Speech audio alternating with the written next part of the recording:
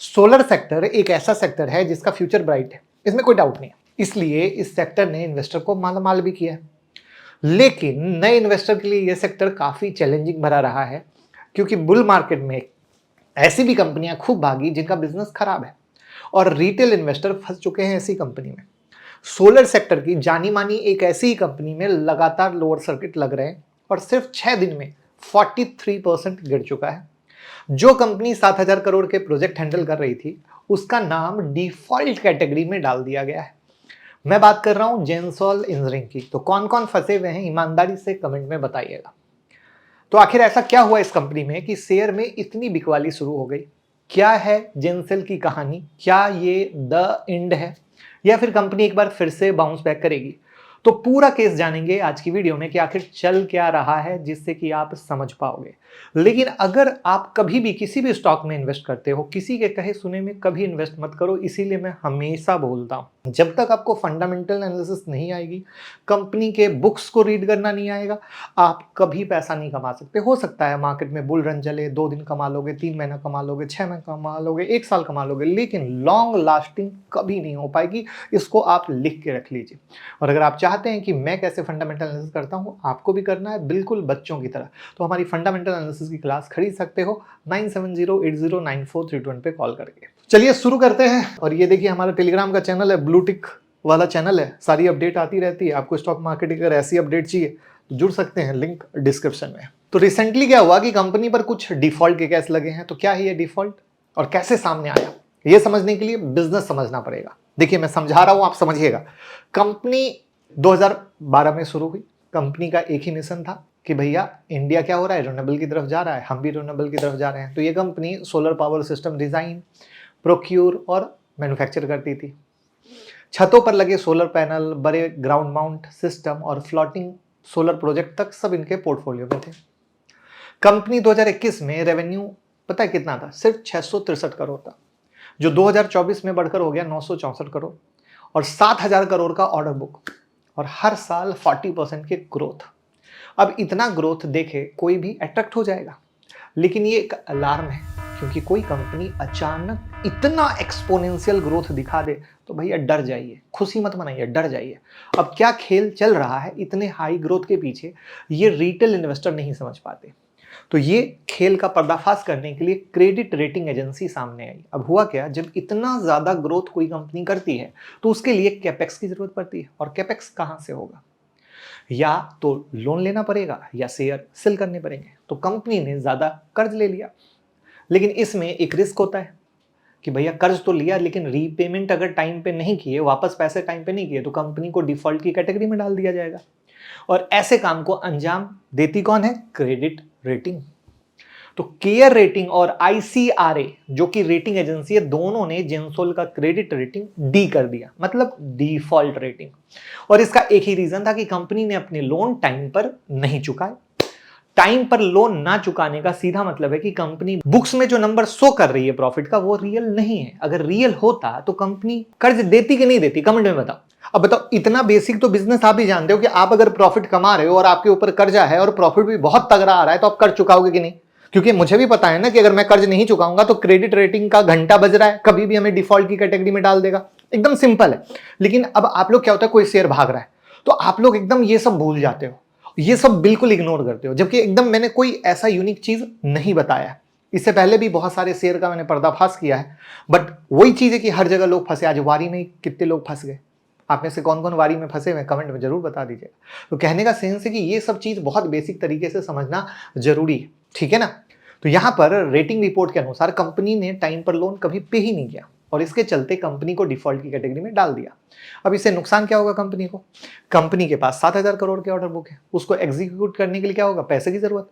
और पैसे के लिए अब आगे और लोन ही नहीं मिल पाएगा, क्योंकि डिफॉल्ट की कैटेगरी में आने पर लोन मिलता ही नहीं है। और अगर लोन नहीं मिलेगा तो कंपनी ऑपरेट नहीं कर पाएगी। और क्या समझते हो, जिन्होंने ऑर्डर दिया वो इनके लिए अगरबत्ती लेकर बैठे रहेंगे, बस जाते हैं दूसरी कंपनी में। आई बात समझ में?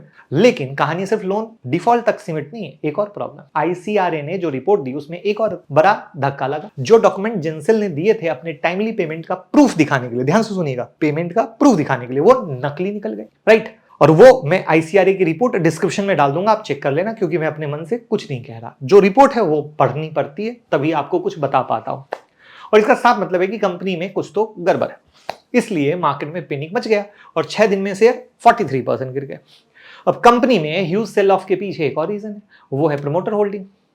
80% से ज्यादा प्रमोटर शेयर प्लेज है।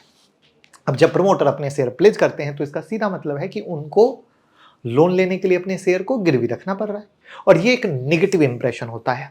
कर्ज लेना बुरा नहीं है, 80% वो भैया बड़ा ही मामला तकलीफ वाला हो जाता है। तो एज एन इन्वेस्टर हमेशा ध्यान रखिए कि हाई प्रमोटर प्लेजिंग दूर रहिए, चाहे शेयर कितना भी भाग रहा हो। आज नहीं तो कल बम फूटेगा और कपड़े उतर जाएंगे। अब कहोगे क्यों? क्योंकि अब अगर स्टॉक प्राइस गिरती है तो क्रेडिटर्स यानी बैंक जिन्होंने लोन दिया है ये शेयर बेच सकते हैं अपना लोन रिकवर करने के लिए, और अगर ऐसा होता है तो शेयर प्राइस और नीचे गिरेगा, क्योंकि प्लेज शेयर की बिकवाली पैनिक क्रिएट करेगी। मतलब इन्वेस्टर के हाथ सिर्फ और सिर्फ क्या आएगा? नुकसान।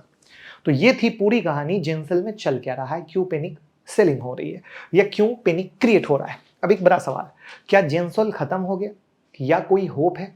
मोटा मोटा दो प्रॉब्लम है। पहला, लोन डिफॉल्ट, यानी कंपनी के पास एबिलिटी नहीं है लोन चुकाने की और इसके चलते आगे और लोन नहीं मिल पाएगा।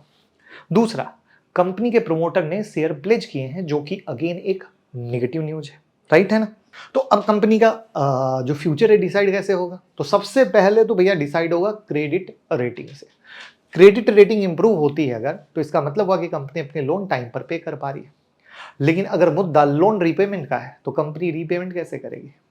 कंपनी पर अभी 1372 करोड़ का डेट है और ऑपरेटिंग कैश फ्लो कंपनी का निगेटिव। मतलब कंपनी एक्चुअली में कैश जनरेट करने में फेल हो रही है, जिसको भी मैंने कई बार अपनी वीडियो में सिखाया कि कभी भी धंधे को चलाने के लिए ऑपरेटिंग कैश जो है वो पॉजिटिव होना चाहिए, राइट। यानी कंपनी अपने प्रॉफिट से तो ना कर पाएगी। अब कंपनी के पास बचा है एक ऑप्शन, प्रमोटर को सेल क्या करना पड़ेगा? अपना शेयर। और इसलिए कल प्रमोटर ने अपना स्टेक 2.37% बेच दिया, जो कंपनी के रीस्ट्रक्चरिंग के लिए यूज होगा, ठीक है। और इसमें एक हुक है जिस पे मैं आऊंगा, बट पहले सुन लो कि 11 घंटे पहले कंपनी ने एक्सचेंज के जरिए जानकारी दी कि 29 करोड़ का इन्फ्यूजन किया गया है कंपनी में। इसके अलावा कंपनी के promoter EV company blue smart के भी प्रमोटर हैं, तो वहां से 3000 इलेक्ट्रिक व्हीकल बेचने वाली है, तो वहां से जो रेवेन्यू आएगा वो जेंसॉल के लिए यूज होगा। लेकिन यहां भी एक डाउट है कि कौन है बायर, कब आएगा पेमेंट, इसका कोई पता नहीं है। कंपनी ने रीस्ट्रक्चरिंग के लिए 13 मार्च को बोर्ड मीटिंग शेड्यूल किया है। अब उस दिन रिजोल्यूशन प्लान निकल के आएगा, ये देखने वाली बात होगी। वो सच आएगा, झूठ आएगा, क्या कहा जाएगा, जिसके पेपर एक बार गड़बड़ हो जाए वहां पर डाउट आ जाता है। तो अब एक और सवाल खड़ा होता है, जो लोग इसमें ऑलरेडी फंसे हैं उन्हें क्या करना चाहिए? तो आपको तभी निकलना चाहिए था जब डिफॉल्ट की खबर आई थी, लेकिन अभी फंसे हैं तो 13 मार्च का वेट कीजिए, रिजोल्यूशन क्या निकल के आता है। और नए इन्वेस्टर हैं तो गिरे हुए को मुफ्त मत समझिए, ठीक है। इतने सारे लफड़े वाले शेयर पे पैसा मत डालिए, अच्छी कंपनी पर ही हुई है, ठीक है, वहां पर इन्वेस्ट कर सकते हैं। और मैं आपको एक बड़ी इंपॉर्टेंट सी चीज बताता हूँ, जो प्रमोटर ने बाद में 2.37% शेयर बेचे वो टीवी पर आए, टीवी पे क्या बोले कि हम नहीं बेचेंगे। अगर यही करना था वो टीवी पे ये बात क्यों बोले? वो टीवी पे अपना प्लान बताते कि मैं आज यहाँ पे आपके सामने आया हूँ, मैं 2.37% शेयर बेचूंगा और उससे ऐसा ऐसा करने वाला हूँ, जिसकी न्यूज बाद में। तो कितना मतलब एक डर का माहौल, लोग को विश्वास आता, अब तो विश्वास भी टूट गया, राइट है ना। सोशल मीडिया पे कहा जा रहा है ऐसे प्रमोटर को टीवी पे ना बुलाओ, राइट। तो कई सारी की कहानी है। तो अब कंपनी अगर फंड रेज कर पाती है, कर्ज को टाइम पे चुका पाती है, ये सब कब पता चलेगा? 13 को पता चलेगा। यानी सारा खेल है, जो भरोसा टूट गया है उस भरोसे को वापस जीतने का। लेकिन प्लीज सस्ता देखकर कोई फंसना मत। मार्केट में ऐसी ढेर सारी कंपनियां बैठी हैं जहां पर आप लोग सिर्फ इसी सब चीज के शिकार होते हो, और अगर कंपनी क्राइसिस हैंडल नहीं कर पाई तो कॉर्पोरेट फ्रॉड बन के रह जाएगा। तो होना क्या है ये भविष्य बताएगा, बट एक बहुत बड़ी लर्निंग है हर ट्रेडर और इन्वेस्टर के लिए, जो किसी टिप्स के पीछे जाकर इन्वेस्ट करते हैं और अपनी मेहनत के खून पसीने की कमाई को डुबा देते हैं। आई बात समझ में? तो डीमैट अकाउंट का लिंक डिस्क्रिप्शन में हमारे साथ ओपन करके सपोर्ट कीजिए और एलीट मेंबरशिप या यूट्यूब मेंबरशिप ज्वाइन कीजिए कुछ अलग सीखते रहने के लिए। Thank you.